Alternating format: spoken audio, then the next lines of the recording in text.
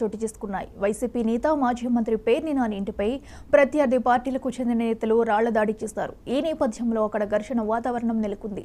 అప్రమత్తమైన పోలీసులు వారిని అదుపు చేసేందుకు లాఠీచార్జ్ చేశారు.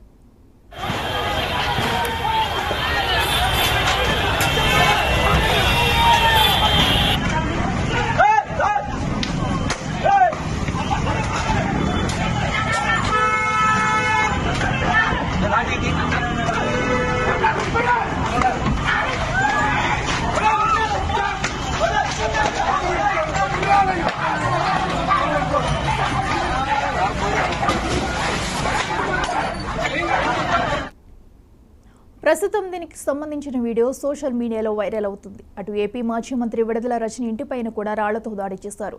ఫర్నిచర్ ధ్వంసం చేశారు. అయితే ఇదంతా తెలుగుదేశం పార్టీ తమ్ముళ్లు చేస్తున్నారని చెబుతున్నారు. ఈ సంఘటనలపై ఇంకా వివరాలు తెలియాల్సి ఉంది.